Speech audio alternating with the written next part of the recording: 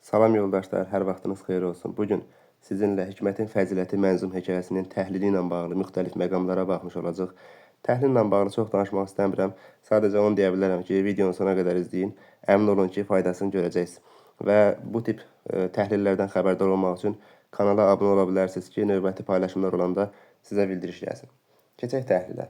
Demək, əsər əxlaqi, didaktik mövzuda yazılıb və lirik əsər deyil, epik əsərdir. Bəzən abituriyentlər bunu şeir formasında görür. Elə bilirlər ki, lirik növdə yazılıb. Bu mənzum hekayədir və mənzum hekayə olduğuna görə, təhkiyə aparıcı olduğuna görə bu epik əsər hesab olunur.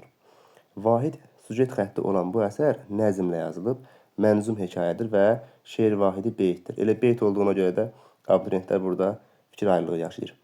Əsərdə qarşıya çıxan ilk məsələ müdriklikdir. Vəsiyyəti edən İranlı bir həkimdir. Vəsiyyətin icraçısı isə hökmdardır. Hadisələr qədim bir kitabdan qaynaqlanır. Əsərdə 3 müdrik insan obrazı, yəni həkim, şah, qoca obrazları yaradılmışdır. Həkimin istəyi o idi ki, üzüyü layiq olan bir adama yadigar verilsin. Hökmdar vəsiyyəti icra edərkən burada divanələrdən ehtiyat edirdi. Demək, burada hökmdar insanları bir yerə yığaraq sual verir və burada birinci sual olur, ən xeyirli olan nədir? Burada vergi toplayanlar xərac, tamahkarlar qızıl, tacirlər alver cavablarını verir, qoca isə hünər cavabını verir və buradan belə qənaətə gəlir ki, hünərsiz heç bir şey olmaz müyəssər. Yəni, hünərsiz heç bir şey əl çatan olmaz. İkinci sual nə idi? Hər şeydən yaxşı nədir? Bu suala müxtəlif insanlar tərəfindən şahın razılığı, şadlıq, firavanlıq cavablar verilir. Və buradan belə nəticəyə gəlirik ki, şahın yanında yaltaqlıqla öz mənfəətini güdən insanlar da var idi. Bu suala qoca isə yaxşılıq cavabını verir və belə qənaətə gəlir ki, hər şeydən yaxşı məhz yaxşılığın özüdür. Demək, qoca bu fikri daha da aydınlaşdıraraq düşünür ki, yaxşı sifəti olana dost düşmən də afərin söyləyər. Şah üçüncü sualı səsləndirəndən sonra artıq qocadan gələcək cavaba diqqətin yönəldir. Üçüncü sual isə belə idi. Ən lazımlı nədir? Burada ortaya çox fikir çıxsa da səsləndirilmir. Qocanın cavabı isə həqiqət olur. Bu cavaba uyğun olaraq qoca qeyd edir ki, həqiqət olmasa olmaz intizam. Dünya həqiqətlə dolanır müdam. Bəzən bunun yerini dəyişirlər. Yazırlar ki, yaxşılıq olmasa olmaz intizam. Dünya yaxşılıqla dolanır müdam. Ümumiyyətlə, burada qeyd edeyim, cümlələrin hamısını əzbərləyin. Çünki demək olar ki, hamısı test materiallarıdır. Və demək, bu cavabdan sonra şah üzüyü qocaya təqdim edərək ona təzim edir və bu təzim əslində onun elmə, biliyə, müdrikliyə etdiyi təzim idi.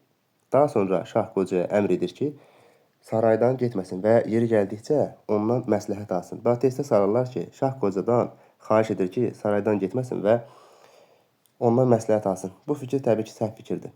Beləliklə, şah qocanın vəziri olur. Əsərdə qocanın vəzir olandan sonraki məqamı da verilib. Belə ki, o vəzir olandan sonra onun tədbiri ölkəni düzəldir. Əsərin sonunda müəllifin hadisələrə münasibəti var. Orada deyir ki, hər ölkədə belə bir vəzir ilə şahın olmağı, hər ölkədə belə bir vəzir ilə şah olsun. Sonda müəllif adına yox, təxəllüsünə müraciət edir və burada əsərlə bağlı ümumi məqamlara baxaq. Əsərə görə yaxşılıq sifəti insanda olarsa, ona hamı afərin söyləyər. Fikri səhvdir. Çünki hamı yox, dost düşmən ona afərin söyləyər. Belə bir cümlə orada var idi. Qoca möhtəbər həkimin üzüyünü və ona təklif edilən vəzifəni qəbul edir. Bəzən testlərdə sarırlar ki, qəbul etmir. Təbii ki, bunlar səhv fikirdir. Demək, şahın sualına verilən cavablardan aydın olur ki, sarayda 200'lü insanlar var. Şahın verdiyi suallara qocadan başqa heç kəs müdrik cavablar vermir. Digər cavablarda məzmunca təkrarlıq özünü göstərir. Şah qocanı yaxından tanımasa da, verdiyi cavablar əsasında onun müdrik insan olduğuna əmin olur. Əsərdə müdrik insanların hər zaman rəğbət və hörmətlə qarşılanması fikri ümumiləşdirilib.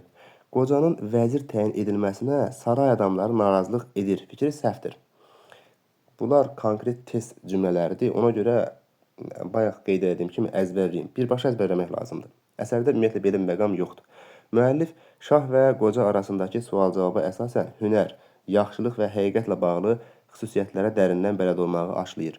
Əsərə görə deyə bilərik ki, hünərsiz heç bir şey olmaz, müyəssər. Həqiqət olmasa, olmaz intizam. Dünya daim həqiqətlə dolanır. Belə yoldaşlar, özünüzə yaxşı baxın. Növbəti paylaşımlarda görüşərik.